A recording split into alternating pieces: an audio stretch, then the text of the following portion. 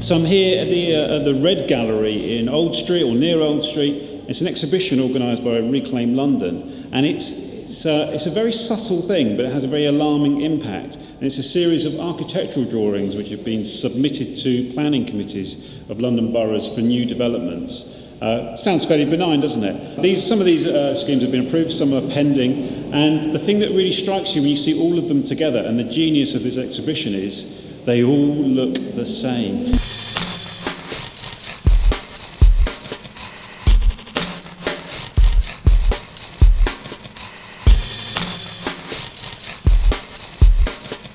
Interesting coming here to this Reclaim London exhibition and seeing across all the wall here all the urban blight that is about to be done in the name of progress and profit by unaccountable offshore international corporations for the benefit of whom? They say this is for the benefit of London, but there's no trickle-down money coming back to Londoners' pockets through this. It's all going straight back out to overseas money and overseas investment, to the permanent damage, really, of London. And I love the one-liners that they put underneath here from the PR companies. Some of them are absolutely superb. I mean, one I may point your attention to here is this particular building, this one here, in fact, the Plimsoll building, named in honour of Samuel Plimsoll. I'm amazed they actually haven't gone and said, he's making his footprint, Mr. Plimsoll, on London. But they didn't go quite as trite as that. But they have said, an important social reformer. Residents will enjoy a dedicated 24-hour concierge, private dining space and business lounge, and a well-equipped fitness suite in a building that could be absolutely anywhere. This isn't architectural style, this is anonymityville. This is dystopian hell.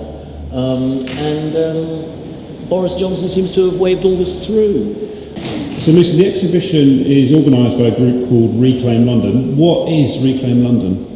So Reclaim London is a group of all the groups in London who are concerned about the development and how it's going. So all the campaign groups and the people whose estates are being redeveloped, the people who are losing their local nice buildings, their conservation areas, their local assets that they all appreciate, and how we see them just disappearing. And so we're bringing together all the groups to make a stronger collective voice about these issues. And when we're finding that more and more people feel the same way.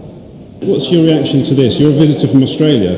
That's right, yes, I'm from Melbourne, in Australia, and I studied architecture, but I'm the editor of a magazine called Houses, so I'm very interested in this idea of this Reclaim London thing, because I guess in Melbourne we're actually we're kind of facing the same problems. It feels like, from what I can see here today, my knowledge of what's happening in London is very limited, but from what I can see, it's definitely some parallels between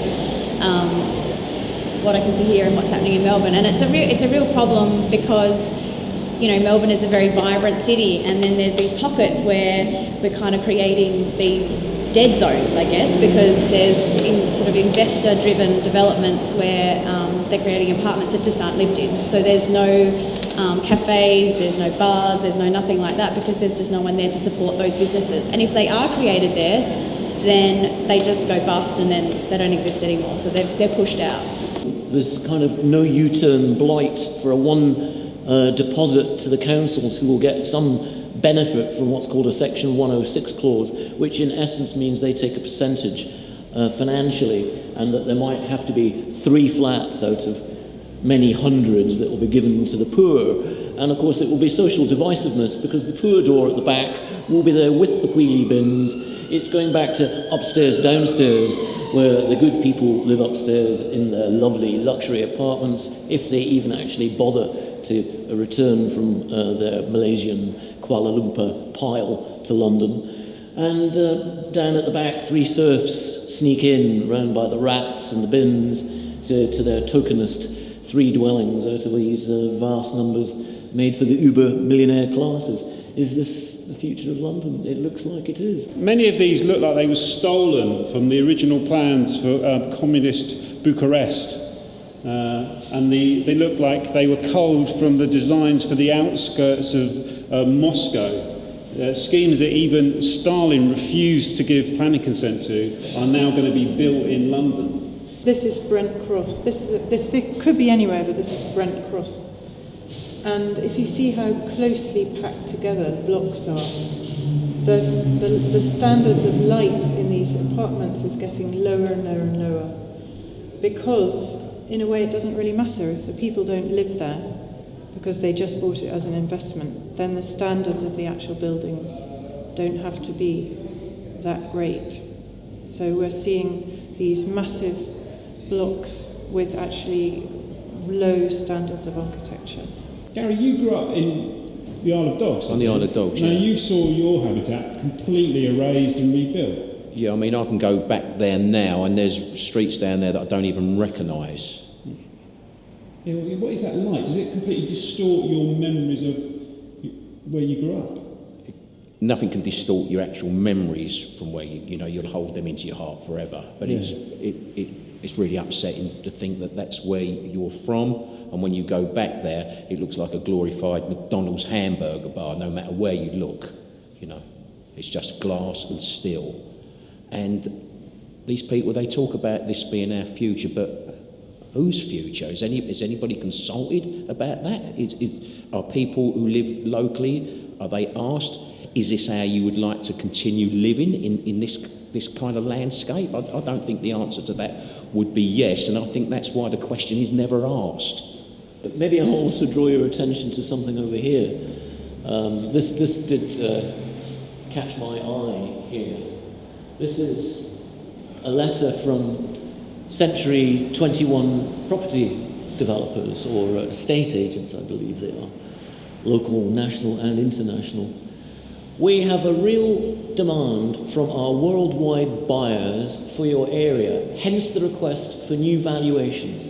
83% of London buyers came from overseas in 2014, with over 77,000 offices around the world. Only Century 21 can truly reach these buyers. Well, it's kind of ironic they're called Century 21, because Jerry Anderson, the famous puppet television series maker of series like Thunderbirds and Captain Scarlet, also called his production company Century 21 Productions. So are these the new people pulling the strings of Londoners? And are these puppeteers just treating us all like we're kind of a bunch of children here to be duped by their spin? Clearly they are. It was quite interesting that they've acquired the name. I wonder how Jerry Anderson would feel. He'd probably be turning in his grave, poor man. All power to Reclaim London, who I believe you'll be hearing an awful lot more of in the future.